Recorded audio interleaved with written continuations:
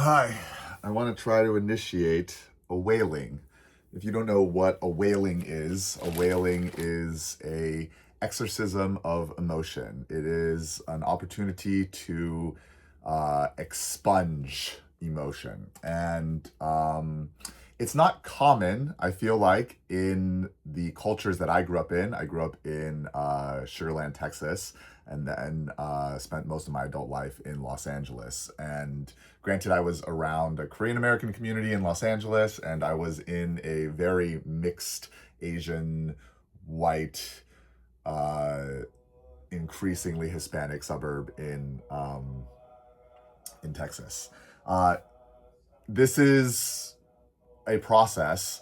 Uh, I'm going to share first about my father's last day. He died about a week and a half ago, and I've been going through grief. And that's the reason why I'm trying to initiate this wailing, is because I need it. And so I just want you to know that I'm not like some professional person or anything, right? Like, I am just a human being that I was a youth pastor for 10 years. So I do have a lot of like religious experience. So I will caveat with that. In that sense, I do have some expertise. But I'm not like a Taoist scholar or like a Taiwanese Buddhist, right? Like my aunt knows a whole ton about that.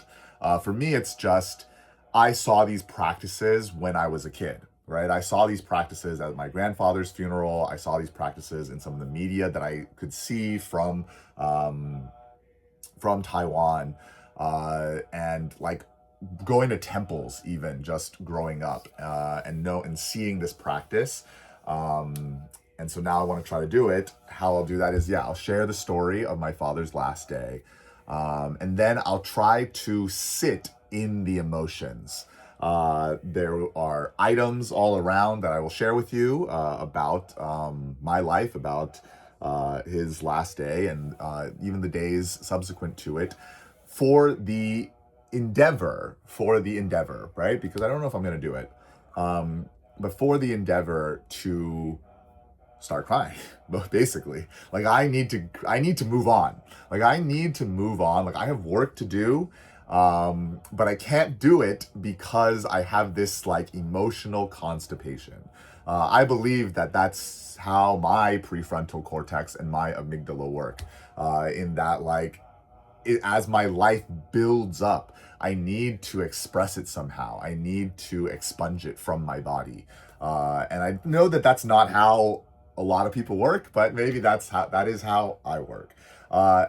Therefore, it could be an emotional experience for you. Like, I am willing and able to share this experience with you in whatever condition you're in, right? Like, you don't have to cry with me. You don't have to share anything in the comments. You can, though. I do want you to know that you can. If you want to share your own stories of grief, your own stories that you need to just somebody to hear me. Like, I just need somebody to hear me. I just need somebody else to know that I'm going through this, and to see me and to hold me and to hold space for me, and to share emotions with me. Feel free. Feel free. I don't know where it is, to be honest. Where is the comments in relationship to this video that you're watching? Depends how you're watching it. And that's, again, for you, right? Like, for you, however you're watching this, by all means, uh, with kindness and love. That being said, witnessing somebody wailing is a very powerful thing. It's why we go to theater and watch movies. If you want to know what Hamnet is about, Hamnet is, in essence, an invitation to a wailing, right? Like, this whole movie is about building up to this one moment where this one person in the audience feels something that nobody else in the audience feels because they don't live their lives. But is, as an audience member, then that invitation to say, well, but everybody in that circle is feeling something in their lives. That's the power of sharing our emotions. That's the power of sharing our feelings. And that's what I need to do so that I can move on and start having new feelings, right? Like, I'm tired of these feelings. I'm bored of these feelings. Okay, I'm trying to get rid of them. All right, so let's see, that's consent, right? Consent wise, right? Like you consent to coming along with me on this journey. Otherwise, you can go to another video, go to another section of the internet. My request then is that you be kind, right? You be kind. You be kind. Leave your grudges, leave your negative. No, I take that back. I don't want you to leave your negative emotions. I'm inviting you to bring your negative emotions. What do I want you to leave? I want you to leave your judgment of other people. How about that? That's what I want, right? I want you to leave your judgment of other people at the door. And you can bring whatever negative emotions you come in. But the reason why, hopefully, you are safe is because I will do my best to police the comments from people who are judging others, right? Do not judge other human beings. Everybody that enters this space is a human being of equal value before the infinite. All right. Are we ready? Consent, power, right? Yeah, again, not a professional, just a human. Here we go. Okay. So, my father's last day was a Wednesday. The Tuesday before, I had flown back on Monday, had one night's rest, had to do stuff for my kids' school, and then my child had an amazing, amazing performance for musical theater, High School Musical, the musical, High School Musical. No, High School Musical. Anyways, I don't remember. Junior. I yelled at this lady in the parking because long story, but I begged for kindness. Like I was like, I am in need right now. I'm begging for kindness. And I appreciate the lady for relenting, right? Like, because it was a very entitled lady in a very nice car, very expensive car, right? And I know that rich people have a hard time being kind. So I appreciate when I begged for kindness that it was delivered.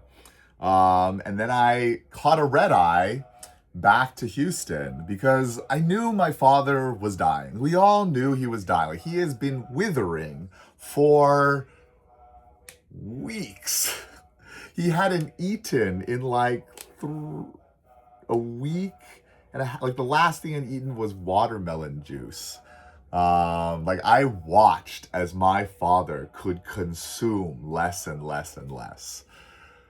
I had bathed him. I had changed his diaper. I had rocked him to sleep when he was having panic attacks. I did so much. I knew it. He was gonna die soon. Whew. So I caught that red eye, did my best to try to sleep, but you can't really sleep. Like, you can't really sleep. It's not real sleep because every little bump and movement, there's this lanyard that I should have brought, but I don't have it with me. There's a lanyard that was attached to my phone. That if basically this phone that I'm recording on right now, that you're watching me through, this phone was chained to my neck for like 2 months. I slept with it around my neck in case I needed help or somebody needed my help. I was on edge. I flew back. I got there at around, I think, 6 a.m. 6, 7 a.m., took an Uber, slept in the Uber, got to my father's house, went inside. I hugged my sister-in-law, I hugged my brother, and then I laid down next to him. And I held him because okay, I know this is gonna be weird, right? So bear with me because the comedy helps with the sadness. A dying man smells a lot like a baby. Like a dying man smells a lot like a baby.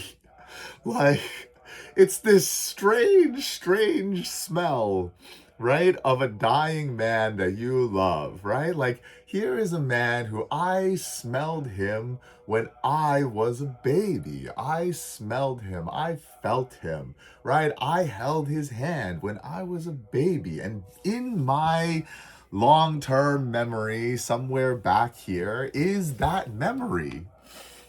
And then now to be holding his hand and to be smelling him when he is a dying man. Oh, it's a powerful wave of feelings. And I slept. I slept because I knew, right? Like when I had thought about in that day off what I wanted when I went back, I was like, I want to be a baby next to my dad, right? Who doesn't want that? What human being doesn't long for that first few days? Unless you didn't have that, in which case, welcome to the wailing. Feel free to bring that to the wailing. I invite you, yes, if you never had that, but I did have that. My dad, I have solid memories of being a baby and my dad holding me with love.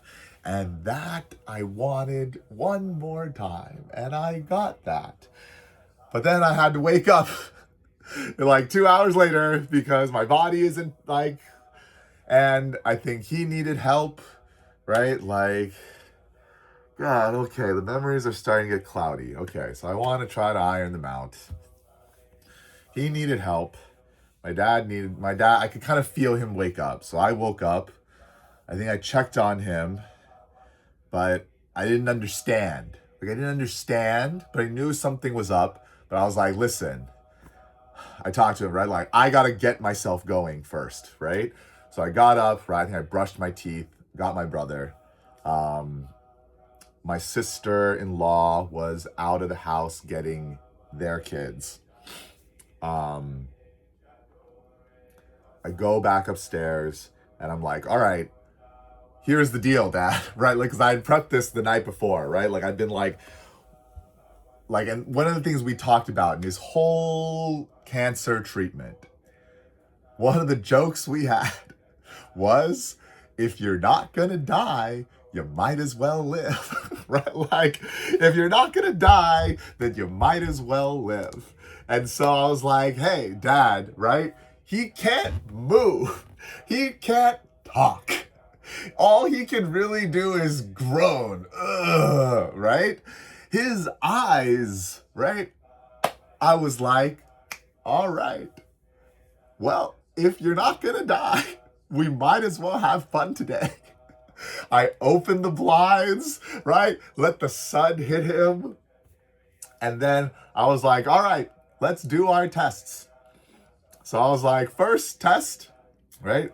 First test is, can you see? And so I have a light wand like this. I bought one 2 years ago, thinking I would use it to make content. Never made any content with it. And yet I had it when my dad needed it, because that one was better than this one. It had like it could do patterns, and I would be like, what color is this?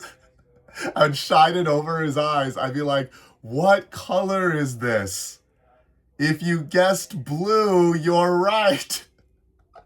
Right? And I was like, but here's the thing. I played that game with him 2 days prior, and he could do it because 2 days prior, when my children left, said goodbye for the last time, the last thing they did was sing Wondrous Journeys they tried their best. Like, we sang Wondrous Journeys, the Disneyland fireworks show, because I had been playing that show for my dad for 2 years, and then he finally got to see it before he died with my kids, and I used these lights to make fireworks in his eyes because I understood that his cones and his rods were decaying, were dying, but that didn't mean they didn't work. It just meant he couldn't see real well, but he could still see colors, and I was like, he got to relive the fireworks. And so I was like, can you see these colors? And he couldn't. He couldn't see the colors anymore, but he could still see bright and dark. Like, oh, he could still see bright and dark. What's the next song gonna be? He could still see bright and dark. And I was like, well, I've studied film noir, right? Like, I can do that, right? So I started like experimenting with shadows and stuff, and he thought that was funny. And then I was like, all right, next test, right? Let's do your hearing. Do you know what this is?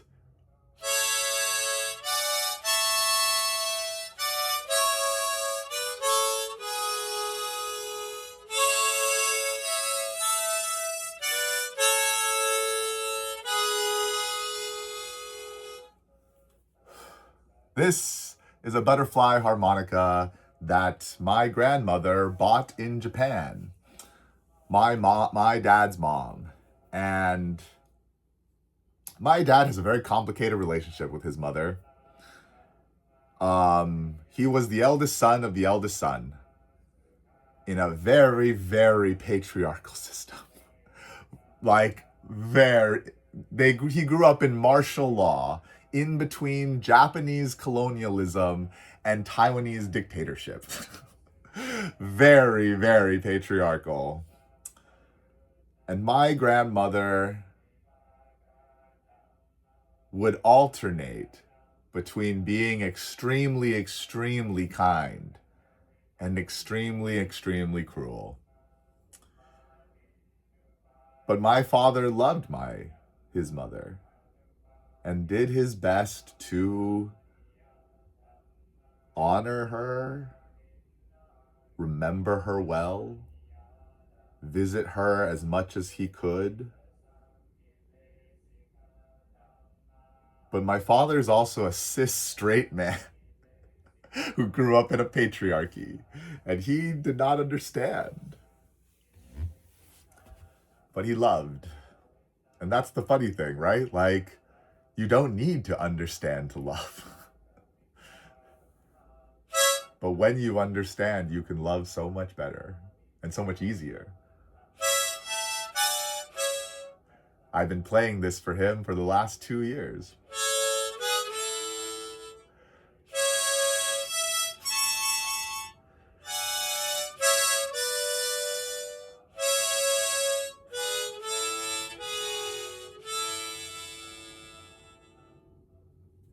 He could still hear.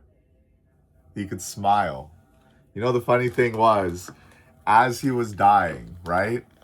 Because I had spent so much time with him the last 2 years, I knew when he would smile. I knew when he wouldn't, like, yeah. But then, because I'm using the harmonica, one of the things about the harmonica is it forces you to nose breathe, right? Like, the only way you can have a rest, here, I'll show you. If you mouth breathe like I do, I have a lot of muscles to go in and out.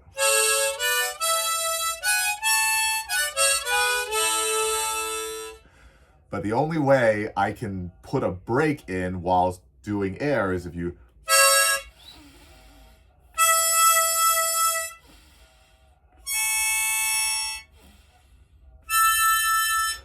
I'm not good at nose breathing. I had my adenoids removed as a kid because that's a thing they used to do, and that was not a smart idea, right? Like, but that was things doctors did because that's what they understood at the time. So I go in, I smell urine, right? I'm like, okay, clearly he's soiled his diaper. I open it. It's not a lot. The funny thing was, 2 days ago, it was a lot. 4 days before that, he peed on my hand. My father peed on my hand because he needed to use the bathroom. Whatever day before that, I had to get underneath my father and chest press him up so that gravity would help his bladder to pee. Those are the things that I did for my dad. So the sad thing was actually seeing such little urine was, man, Another level down, right? The fact that this is how, yeah, another level down. Um, so after that, uh, I was changing him and realized that he was sweaty. Like my father was a very active man. And I know in his sleep, he tossed and turned. He moved in his sleep. Uh, and his back was sweaty. Here was sweaty, here, there. So me and my brother, we wiped him down. We wipe bathed him. It's really good that I'm strong now or stronger. I was able to like deadlift, right? Like the easiest way to change an old man's diaper is to just stand up above him, deadlift his hips. I could literally hold his hip bones. Like, this is how desiccated my father was. I could hold his hip bones in my hands and deadlift him up. And it wasn't that heavy. And my brother could change the diaper and change the sheets because I could just deadlift him up. My brother probably could have actually deadlifted him more. My brother's stronger than I am, but my brother was scared to touch him that much. And that's part of the thing, right? Like, about caretaking your desiccating, degenerating, dying parent. Somebody's got to touch them. Somebody's got to touch the body. Somebody's got to move the body. Somebody's got to clean the body. They're not dead yet. Somebody's got to do it. And that somebody is me. It's always been me. That's been my role. And that's not to say that my brother has not done some very hard things. I will get to that. In fact, I believe he has the harder role as the eldest. I am the younger. I love being the younger sibling. Oh my God, being the younger sibling is the best for me. I know there are others that don't agree because they've had different experiences, but my brother has been the epitome of a good older brother. Like, I have, anyways, so I, we air him out, right? I'm like, we have to air him out. Like, you can't just wipe him and then put him back on cotton or whatever. Like, you need it to air out. And so what I did was I would just lie next to him and I would just literally, I would push up and then I would rest my elbows on my rib cage and I would just hold him up for like 5 minutes, right? 2 to 5 minutes at a time. Sometimes I would I need to rest. Sometimes I would use my hip, right? I would just hold him up so that the bottoms of him could air out. And it's so funny because my brother and a lot of people that saw me do this were like, how could you possibly do that? That's so terrifying. And I'm like, because me and my dad have laughed at death for like the last 2 years. That's how I could do it, right? Like, it's hilarious. I'm like, Dad, this is hilarious. Like, how are you still alive?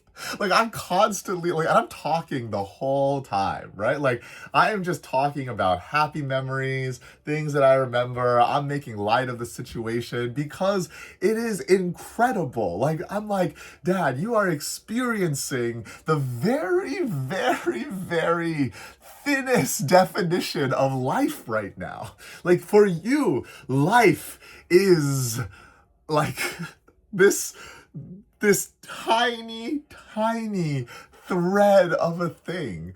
You don't understand. The last 2 weeks, there have been so many moments where I knew he wanted to go and he would breathe.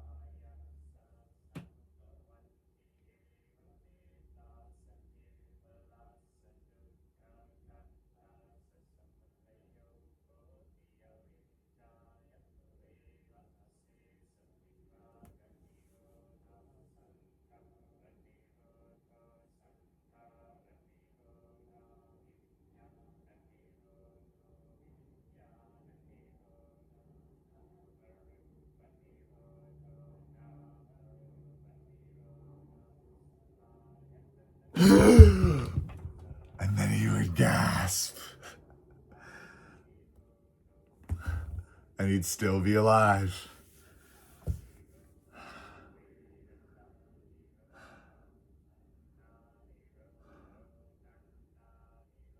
My brother went to go get food after that happened another time. He went to, all right, here we go again, right? I think about it like sleep cycles, right? It was like, if he goes in his sleep, we don't need to watch, right? Like, if you go in your sleep, it's like Project Hail Mary. You just want someone to be there for you when you wake up. And I was like, that's what the vigil is, Jeffrey. Like, that's what we're doing. He understood. We both understood the assignment. The assignment was somebody should be there for him when he wakes up like a baby.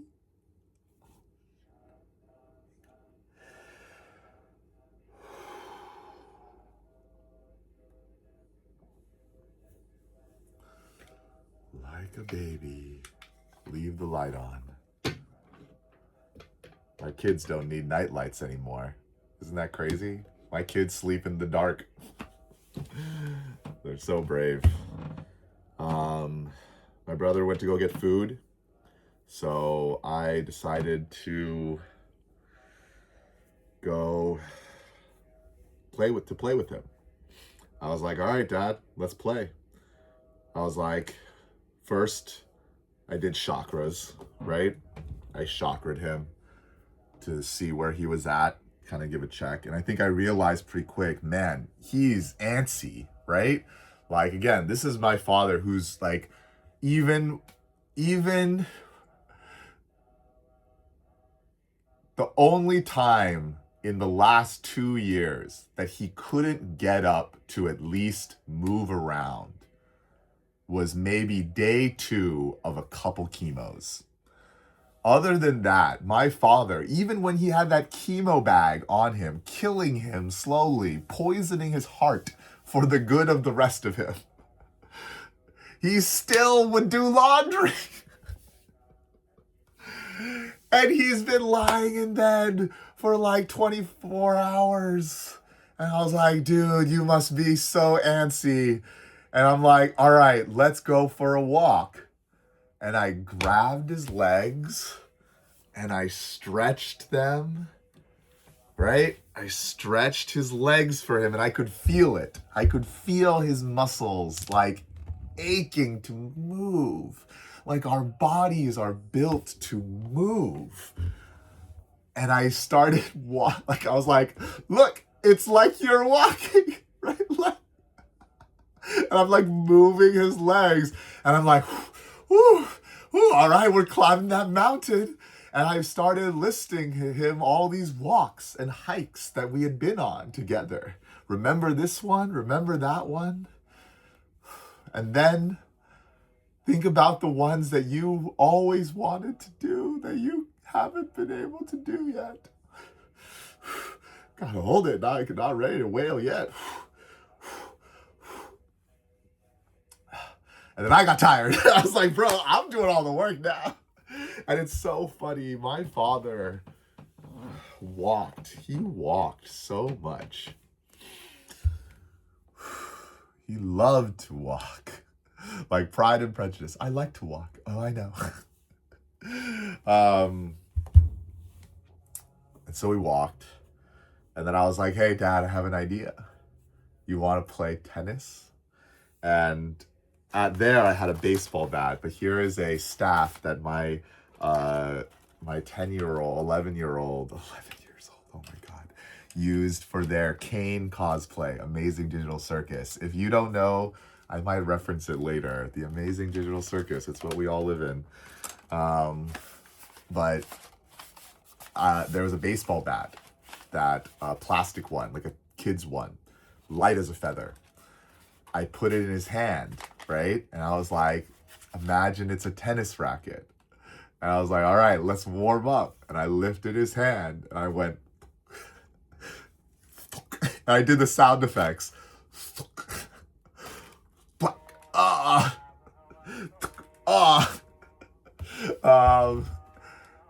And I narrated what it was like to play tennis. I was like, but then I was like, remember, Dad, you used to tell me when I would ask my dad all these questions about how to be a better tennis player, how to play pickleball better.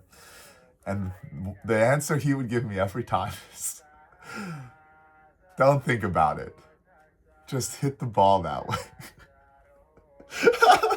Don't think about it. Just hit the ball. Don't think about it. Just hit the ball. And I was like, Dad, I know you're trying to die so badly, but don't think about it. Just hit the ball. And you know, the funny thing was like, I understood what made him happy. And in those dying moments, I could. So then I was like, Dad, you want to play another game? But he was falling asleep again, right? And the goal is, I hope you die in your sleep. And I was like, Dad, all right. If you wake up, I'm going to go to the store real quick. Jeffrey will be here. I'm going to go run to the store real quick. I need to get more incense. We're out of incense.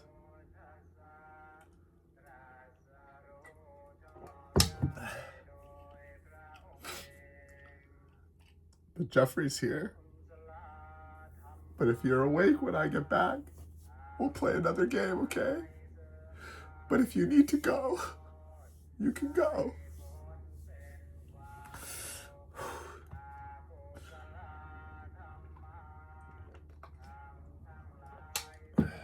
No, wait. Oh my God, I missed so many steps.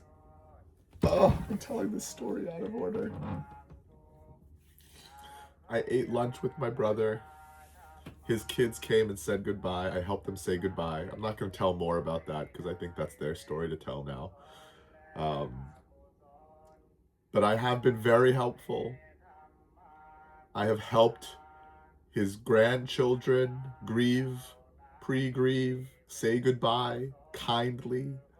I knew what he would say to them, and I said it, and you could see in his eyes that that is what he wanted to say.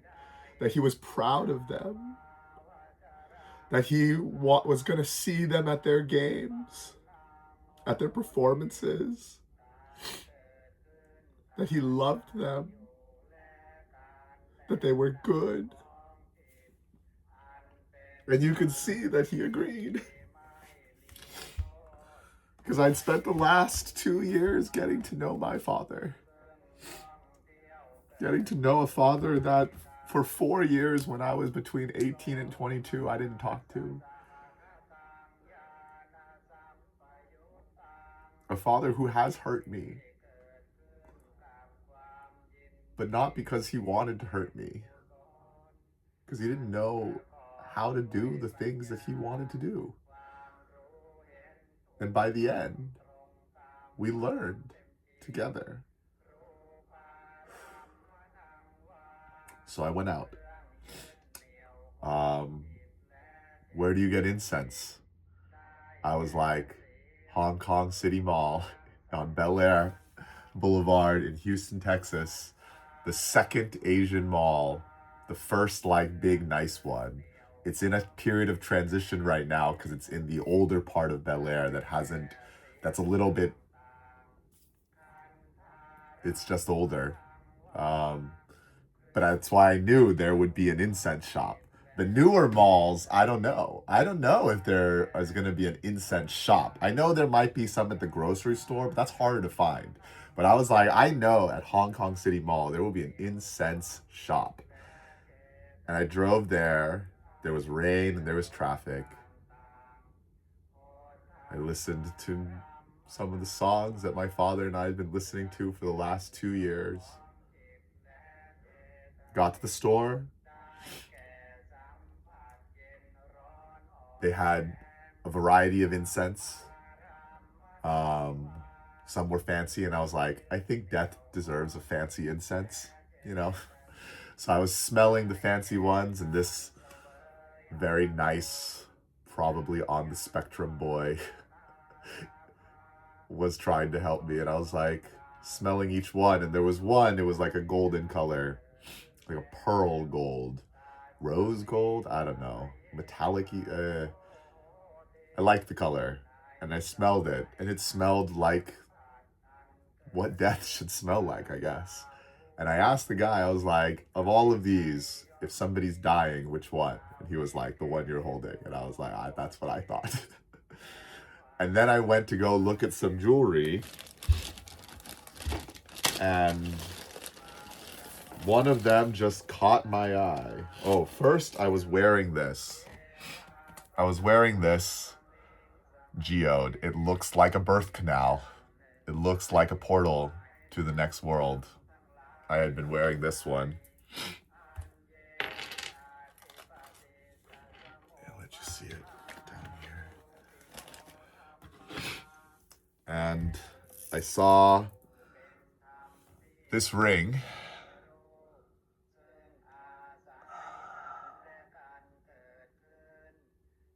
Yeah, that ring. And for some reason, it fit my index finger. I got big hands. Not like super big, not like NBA player big, but like big for the average human. Usually index, they don't fit. And it looked like the star. There was a star that I'd been praying to. I don't know if that's the right word. Seeking, fixating upon for a few nights. And it reminded me of that star as this symbol of life, as this symbol of the afterlife, the next life. And I saw this necklace. Yeah, it needs to cover my face so you can see it. And it just felt like the sword, the severing of the last thread. And then my brother called me and said, I think you should come back. I think he's going. And my brother has been the one who's like, he's not going. He's not going yet. He's not going yet. So the fact that my brother was like, he's going. And I was like, I'm on my way. Start driving. Called my spouse. Told them. Put this on.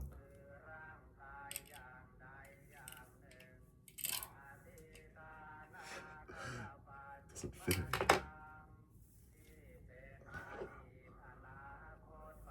Put this on. Had this on. And then as I was driving, my brother called and said he was gone.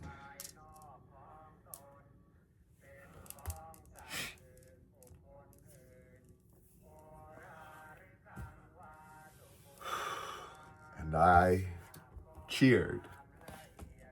Good job, Dad. You did it. The final mission. You did it. You did it. Woo! You did it. Woo! It's done. It is finished, as Jesus said. It is finished. I cheered. I asked my brother how he was doing. He said okay. He said he was going to call his spouse. So he did. I got home. My brother was washing his face. I'm sure he was crying. I hugged him. Then I went to my father and I did what I swore to him I would do. The one last joke. Hey, you sure you're still dead? You sure you're dead?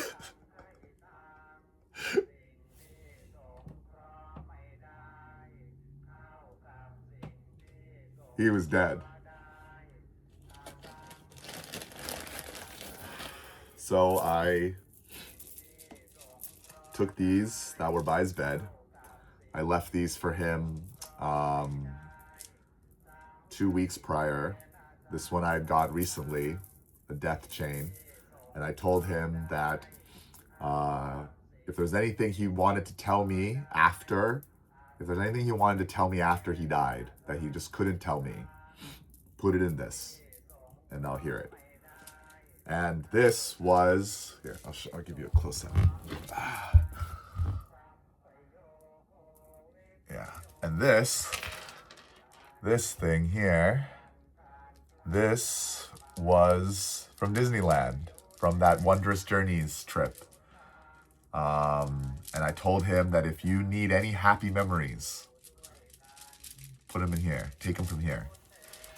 So I started the death rattle. This is a practice that I don't know, like, people always want some kind of explanation. Somebody gave them this, and I'm like, yeah, this is what made sense to me. You do the death rattle over the body, and you yell. Why? Because for the last 2 weeks, we all had to be so quiet in this room.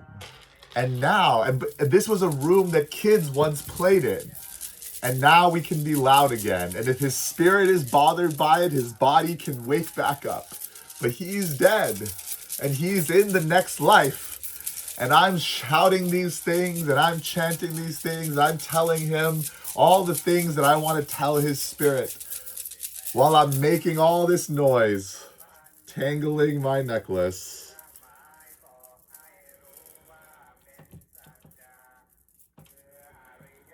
And then me and my brother start drinking. He brings a Kentucky bourbon.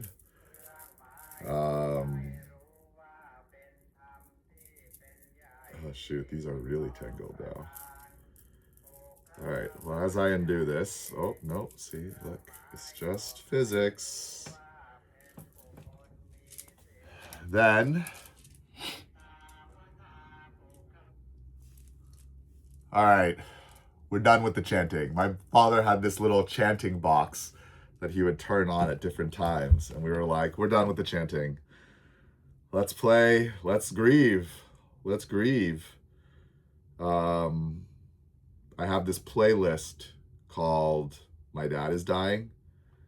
And that morning, I looked through the whole playlist. I was like, what song do we start with, me and my brother? And that morning, I had put this as the last song. The last song that will ever go on this playlist is Your Hand in Mine by Explosions in the Sky.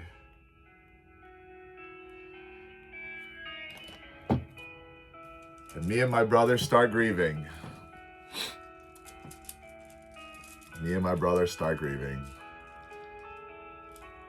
I'm shouting out at my father's soul. But I'm done shouting. I'm tired. And I remember that I just bought these fancy incense. And I brought them with me. They were in the bag right there. I took them out.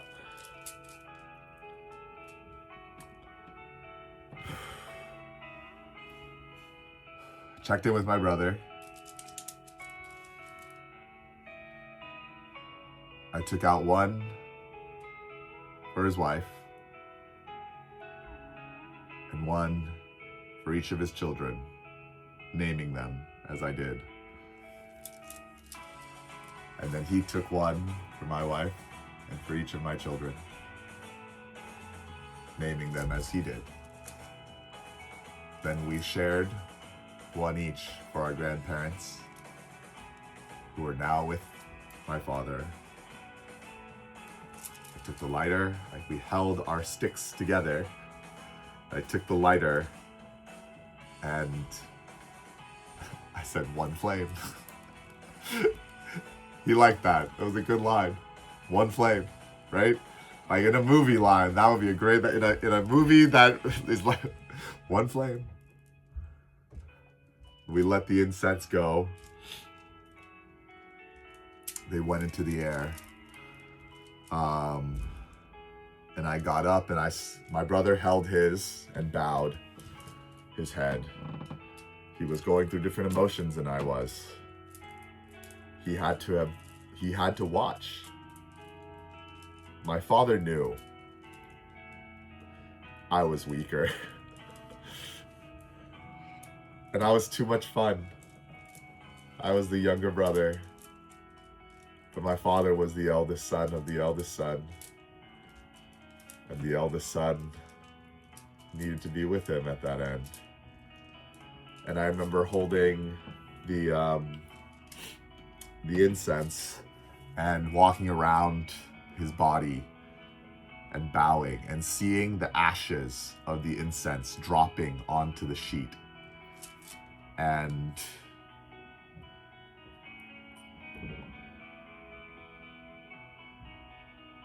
I remember trying to like dust off the ashes, and one time I went too hard and the sticks broke. And I had to pick them up off the sheet before they lit it on fire. And I was like, sorry, Dad, sorry. Oops, my bad. And I was like, how fitting, right? My brother, look how careful he is with his sticks. look how, oh man. And then I walked around on both sides. And then we got to his head. I remember when I was on one side, I had leaned in and I felt his face. And the wild thing was he was still warm, right? Earlier, he was still warm when I whispered that joke to him. But after this time, he wasn't warm anymore. He was cold. He was cold. And so I asked my brother if he wanted to close his eyes and do the sheet. My brother was like, no, you can do it. And I was like, okay. I gave my father whatever came to me as last rites, right? I remember, but I knew, the last thing that I said, the same thing I tell my kids every night before they go to bed, the mantra that has become our thing that I share with you because I hope that you would live by it as well.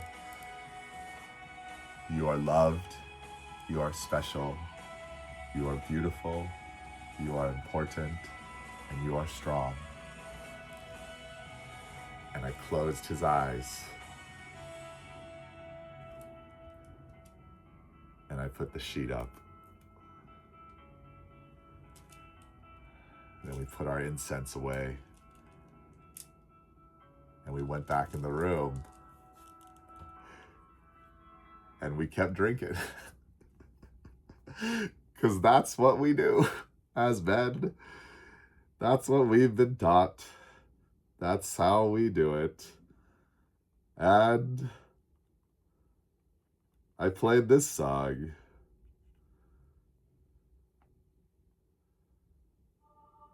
The Parting Glass from Waking Ned Divine. That only exists on YouTube, is not on Apple Music.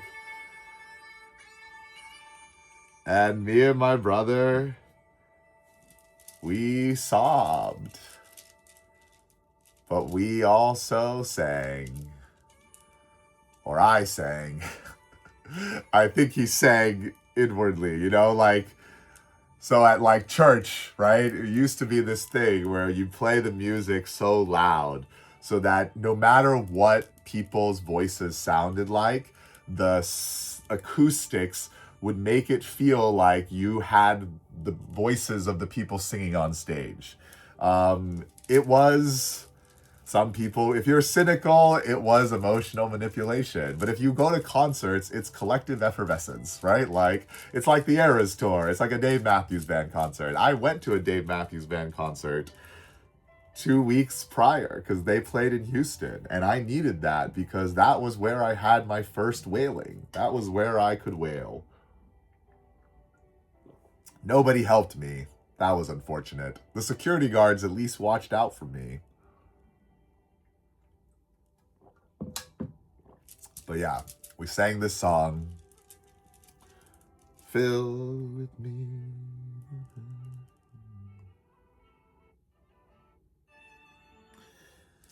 And then, let me try to sing it for you.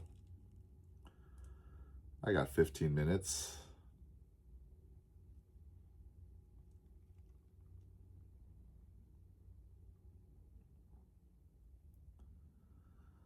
Of all the money that e'er I had, I spent it in good company.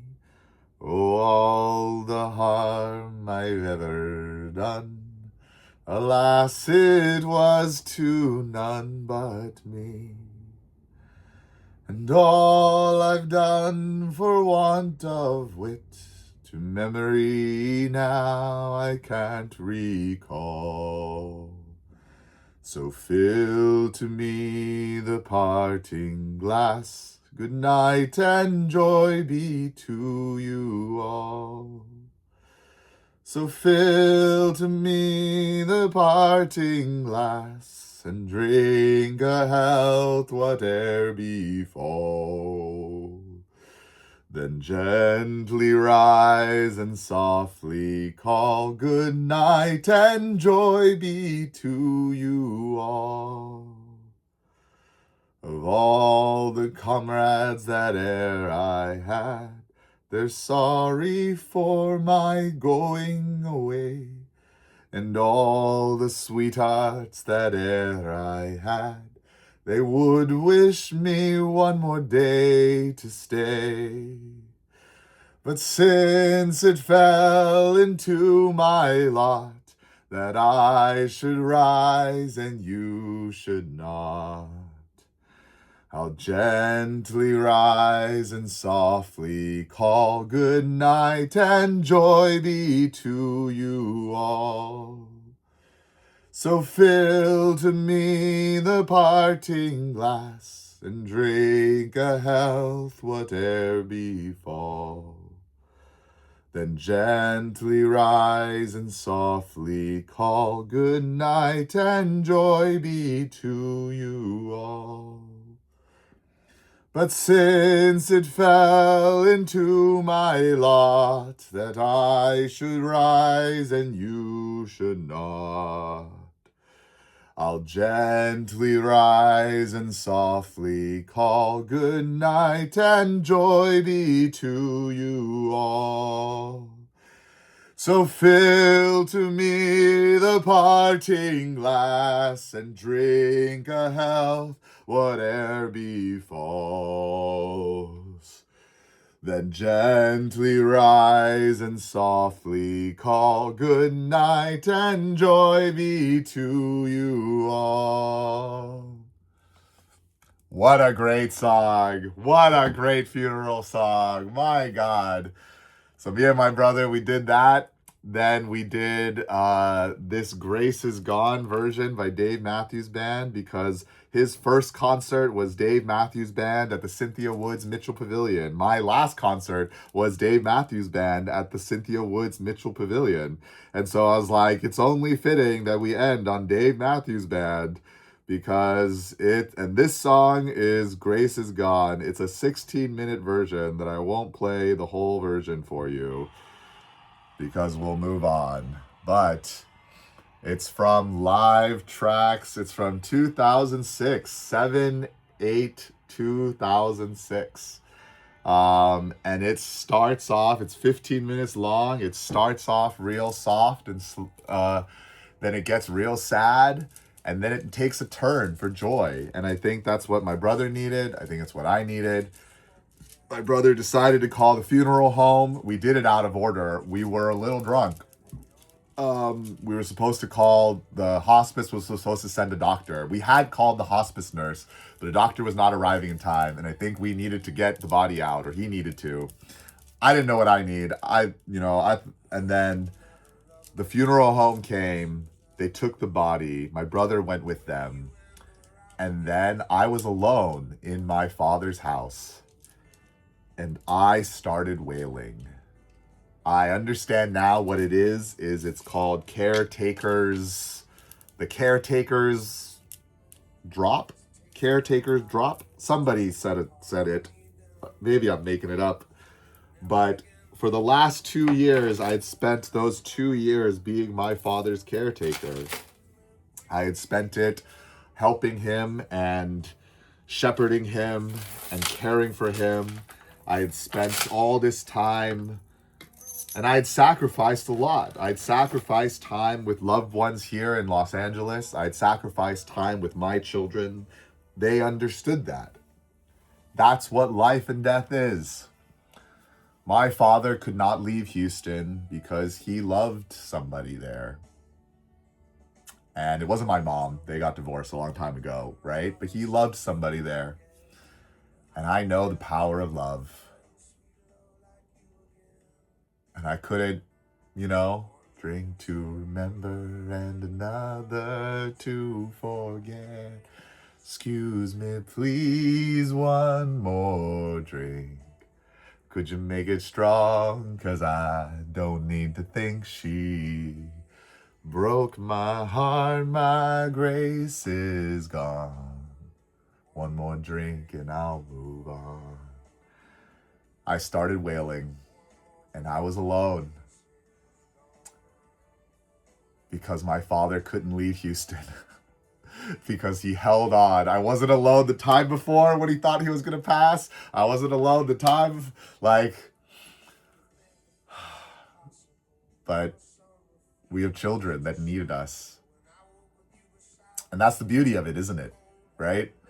Like, the beauty of children is they need you. And one day, you may need them. And my father needed me. But I started wailing.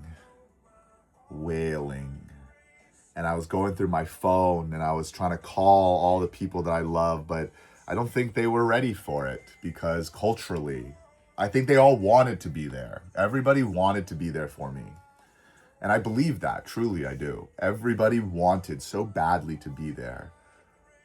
But we don't have a culture of wailing, and I come from a culture of wailing. And everybody was doing the best they could, right? My spouse, other loved ones, they were calling me, trying to get me to breathe. But I think it was too much. Eventually, my childhood friend, my best friend from second grade, showed up. I was like, "Can you bring whiskey and cigarettes?" And he was like, "Yup." And everybody else was yelling at me. All he did, he gave me the whiskeys. He was like, "Here it is, but you probably shouldn't do it." I didn't do it. Like, we're gonna throw it away probably, or maybe I will for the wake, But he was like, I get it, right? Like, I get it. And he held me, and I'm like, oh my God. Sometimes you just need a man. You just need a strong man.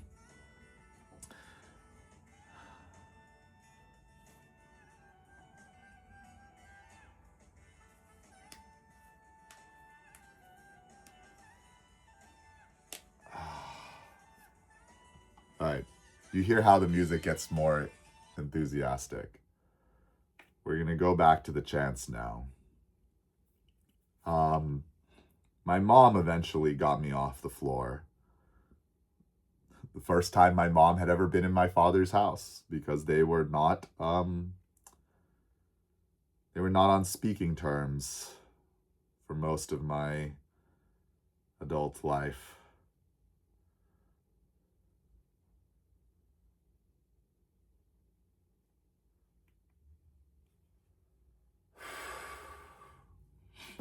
And she brought me to her house, and I think for me, what I understand now is I helped my brother. He helped me. But my brother needed things that I could not provide at some point. And so he went to his spouse who could provide it. And I eventually got back home with my mother's help to my spouse and the people in my life who could provide it. But I still have this need for more wailing. And I know that now I have to move on. I have to work on funeral stuff. But I can't until I wail out this past stuff, because I'm going to need to take in more emotions on the other side. So it's been an hour. I doubt anybody's still here. But if you are, I'm going to take about 5 minutes because I need to get lunch ready for my loved ones. And I only have about 5 minutes left. But if at any point you've wailed, you can just stop it. You can do what I'm doing here and just play some chanting music, play whatever music pushes the emotions out of you. My dad is dead. My dad is dead. I will never get to walk with him again in this world, in this life. I will not get to smell him again or hold his hand. I held his hand when it was turning blue, when it was going blue. I'll never get to make him laugh again. I'll never get to see him smile in this life again.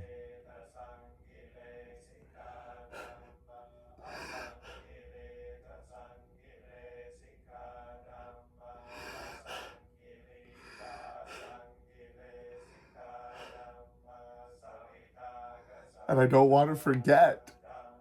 But it hurts to remember, like in Sheep Detectives. It hurts to remember.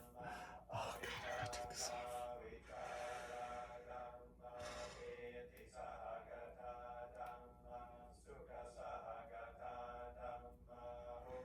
And I know that I have the privilege of having been able to caretake for him, to have had a good relationship with him. I know that because I know there's so many of you out there that don't have that, whose fathers were always gone, or whose fathers were always mean. And my father was mean sometimes because he didn't know how to handle his emotions. But he was not as mean as most fathers. He was definitely above average. He definitely got a high grade for that. In that he kept trying and he kept learning. And I'm gonna miss him. I miss my dad. I miss my father. I wish I could play with him one more time. I wish I could play with him one more time. One more walk. The other day when I had food, I was like, you know who would really like this? My dad. I went to this place that I went to a month ago and he was alive, and then now he's dead. And I was like, oh my God, he's dead. I miss him. I want to spend more time with him.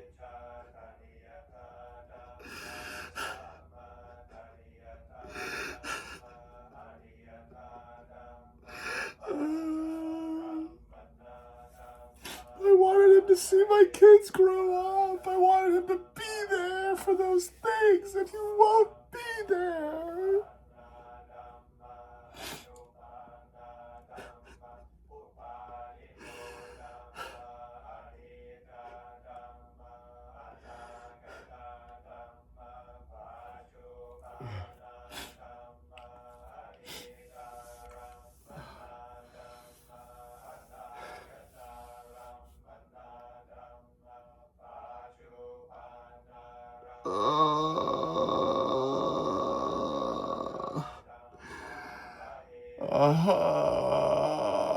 And I feel alone.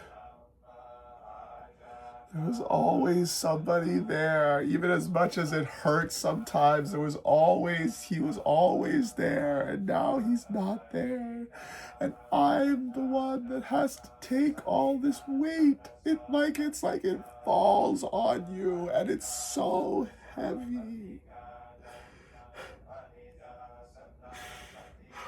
It's so heavy.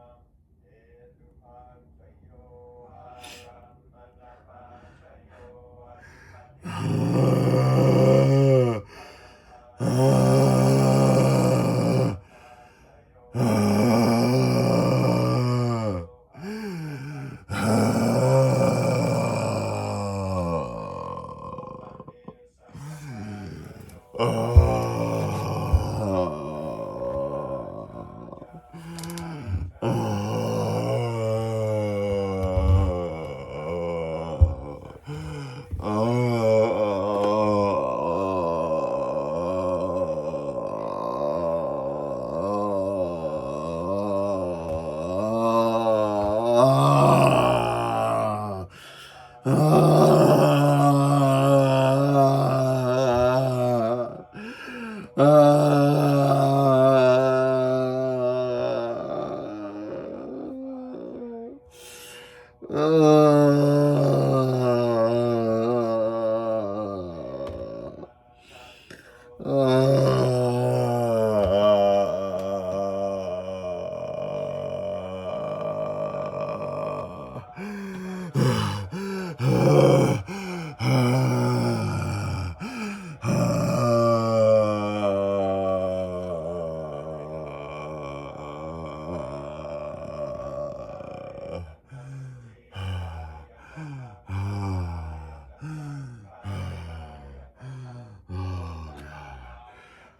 God, I want to live. I want to live. I have to live. And I have a child who needs me to pick them up. And I have people who need me to cook food for them. So I'm going to get it together right now. But if you share your stories of wailing, then maybe I'll do a follow-up where I'll read some of those stories and I'll continue the wailing. Is that a good deal, everybody? But I gotta go. There's people that are counting on me, that need me. You can always just rewind the last 5 minutes and start again. Or you can do some chanting. I wish I could aftercare you more, but it's YouTube. It is what it is. But if you're in the comments, you can aftercare each other as well. If you need some aftercare, maybe you can ask for it in the comments. And if you see somebody else that needs some aftercare, you can aftercare them. Otherwise, I do apologize, but I hope this was helpful. I love you. You are loved. You are special. You are beautiful. You are important. And you are strong.